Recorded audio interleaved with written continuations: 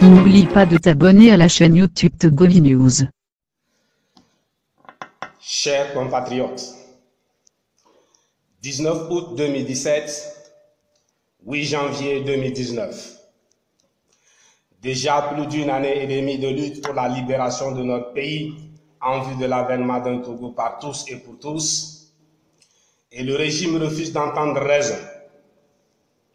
Il refuse, et cela est manifeste, de revenir de son état de sourd, muet, aveugle dans lequel il s'est volontairement plongé. Au cours de cette lutte pourtant pacifique, nous avons perdu des compatriotes, femmes, hommes, enfants, à qui la vie a été violemment arrachée par une armée que le commandant en chef refuse de renvoyer dans les casernes, l'autorisant ainsi à sortir de sa sphère de compétence, qui est la défense du territoire national, pour se mêler du maintien d'ordre, voire même assiéger des villes entières. À ces combattants de la liberté, paix éternelle de la part du Seigneur. Nos condoléances renouvelées aux familles éplorées. Aux blessés, nous souhaitons un prompt rétablissement. À tous les détenus de l'arbitraire et à tous ceux qui sont handicapés, nous tenons à exprimer le soutien inlassable du peuple tout entier qui lui fait la promesse de continuer la lutte jusqu'à la victoire finale. Chers compatriotes, ne vous méprenez pas. La lutte que vous menez en ce moment participe de toute évidence de la construction d'une opinion publique sous-régionale et continentale. Il s'agit du Togo, c'est vrai, mais c'est aussi de l'Afrique de l'Ouest et de l'Afrique qu'il est question. En cela, l'intervention de la CEDEAO dans la crise togolaise est lourde et chargée de leçons pour tout acteur politique africain et pour tout observateur de la politique africaine. À cet effet, restons factuels. Depuis le 19 août 2017, une crise éclate au Togo, un pays dirigé d'une main de fer depuis plus d'un demi-siècle par une seule et même famille qui entend instaurer pour l'avenir, à partir de 2020, une monarchie absolue. La CEDEAO intervient en vue de résoudre la crise. Elle impose une feuille de route aux deux partis, pouvoir et opposition. Le pouvoir écarte la feuille de route, rejette le rapport de l'expert constitutionnaliste recruté par la CEDEAO et organise ce qu'il a appelé élection législative le 20 décembre 2018. Cette attitude contribue à fixer définitivement l'opinion africaine et internationale sur ce que les Togolais savent depuis plus d'un demi-siècle, c'est-à-dire la nature dictatoriale du régime en place. De plus, c'est un régime réfractaire à l'alternance qui s'oppose par tous les moyens à la démocratisation du pays. Le monde entier comprend à présent pourquoi l'opposition n'était pas très enthousiaste à l'idée de dialogue et surtout pourquoi pouvoir et opposition sont à leur 27e dialogue. Pour le pouvoir en place, un bon dialogue est un dialogue qui débouche sur une compromission de l'opposition consacrant le pouvoir à vie de la famille Gnassingbé sur le Togo. C'est dans ce cas, et dans ce cas seulement, que le pouvoir pourra parler d'accord juste. Au lendemain de l'élection de la honte du 20 décembre 2018, nous avons entendu des affirmations soutenant que la validité et la légitimité d'un scrutin ne dépendent pas de la participation ou du nombre de votants. Et pourtant, nous sommes en plein pied dans le système majoritaire. Quelle aberration! Si la démocratie n'est pas participation, Qu'est-ce que la démocratie? L'Afrique a vécu ce 20 décembre 2018 le boycott le plus écrasant de son histoire politique contemporaine, avec un taux de participation rasant le plancher. Dans un État, au soir du 20 décembre 2018, entouré de ses conseillers attitrés et en présence du gouvernement au complet, avec à sa tête le Premier ministre, le président de la République devrait tirer les conséquences qui s'imposent. Pour nous, le 20 décembre 2018 fut un jour de référendum sur la Constitution et de plébiscite portant sur la personne de Faure. Sur les deux points, le peuple a été on ne peut plus clair. D'une part, le peuple a exprimé son attachement à la Constitution de 1992.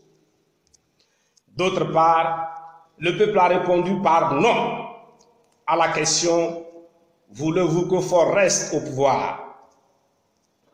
Dans ces conditions, le président, s'il n'est pas dans la logique du pouvoir pour le pouvoir, doit prendre la mesure du boycott du 20 décembre et prendre les décisions qui s'imposent en vue de son retrait à la fin de son troisième mandat, un mandat de trop, et appeler à une transition chargée de mettre en œuvre toutes les réformes exigées par la démocratisation de la vie politique de notre pays.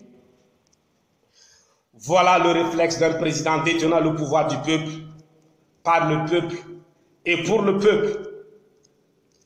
Loin de là, en vue de la conservation du pouvoir, la minorité dispose d'un peuple, son peuple, un peuple des ordinateurs. Ce peuple fictif qui est appelé à désigner des représentants réels pour le peuple réel. Cette situation de légitimité virtuelle constitue un égarement évident. En matière d'élection, les citoyens ne sont que des chiffres manipulables à volonté. Chose intéressante, c'est que le peuple des ordinateurs n'a besoin ni d'hôpitaux ni d'écoles. Surtout, il n'est pas doué de volonté.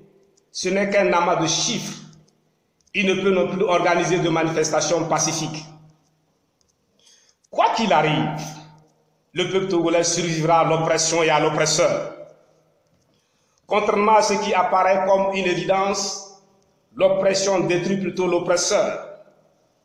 En réalité, la vraie victime de l'oppression, c'est l'oppresseur lui-même, étant donné que la haine qui l'anime l'empêche d'être heureux, tandis que ses actes le rendent indigne de l'histoire.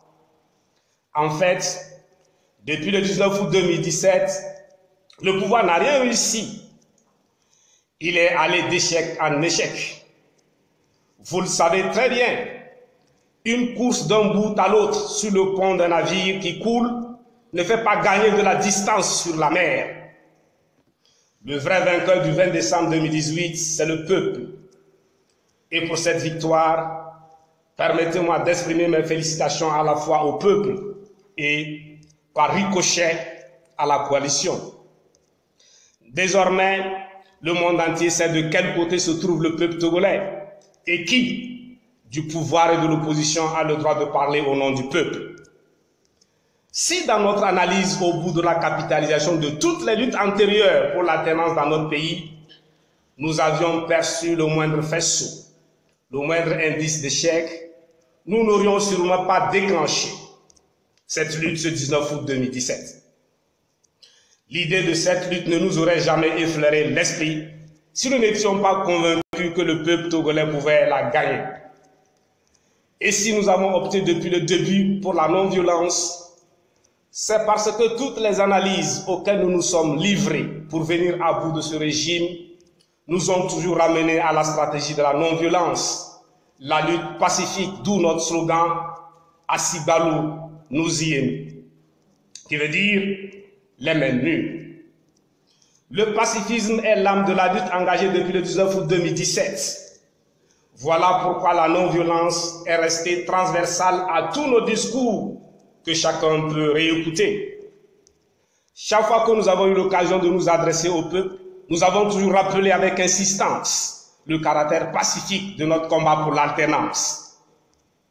Notre option pour le pacifisme est définitive. Nous n'avons pas de plan B pour la simple raison que nous n'en avons pas besoin. Nous avons toujours mis en garde le peuple en lutte contre la stratégie du pouvoir qui consiste à le tirer vers la violence, son terrain de prédilection. Résister, résister, résister jusqu'au bout. Si quelqu'un vient vous proposer une pierre, un bâton et que sais-je, sachez qu'il est de la minorité, il travaille pour elle. Et dites-lui tout simplement, le feu, le fer, le bâton, le mensonge et l'argent sont les armes de nos adversaires qui nous considèrent comme des ennemis, qui n'hésitent pas à abattre. La violence sous quelque forme que ce soit n'est pas notre arme.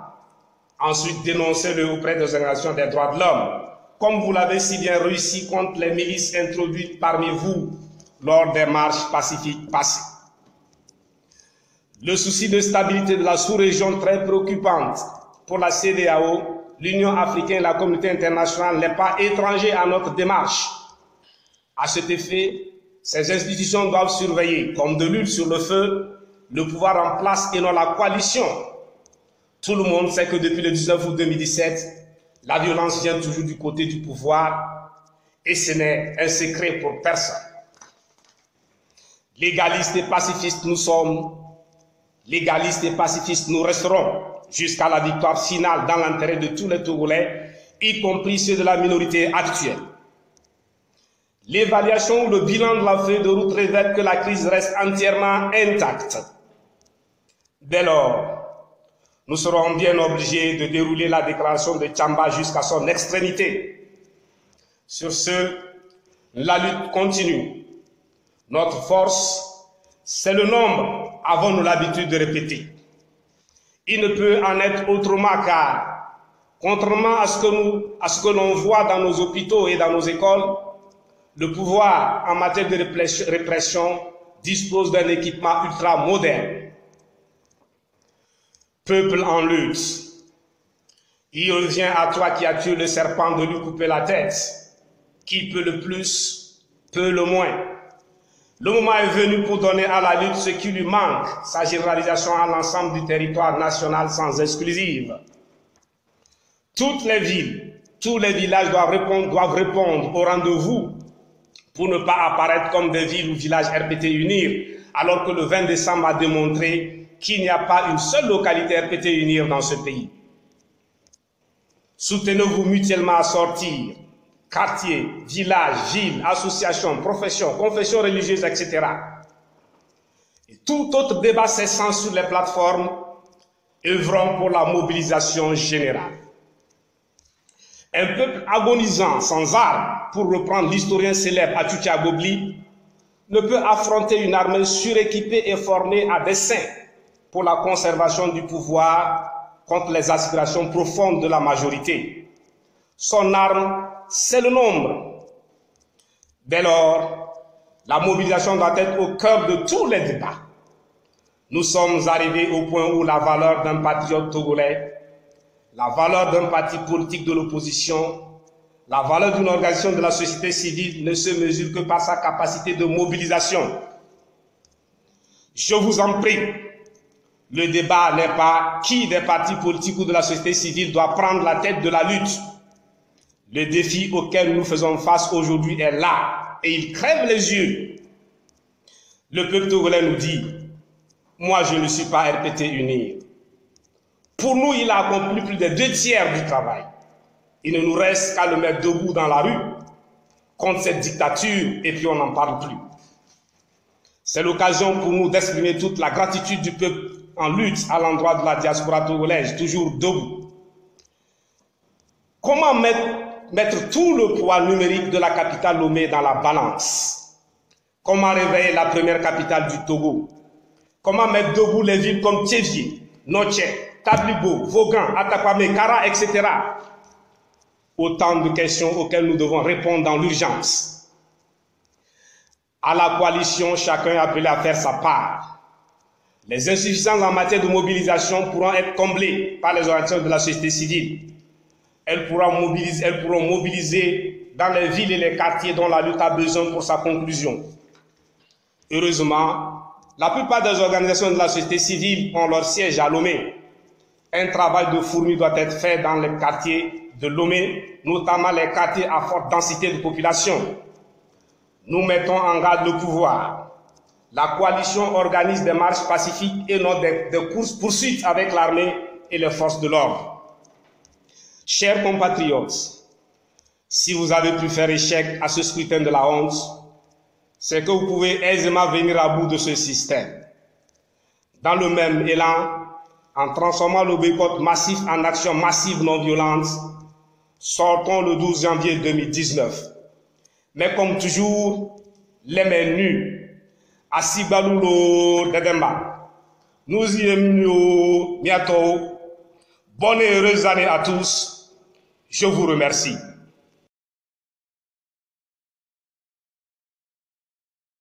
Merci d'avoir regardé la vidéo, abonne-toi et partage la vidéo sur les réseaux sociaux, Facebook et WhatsApp.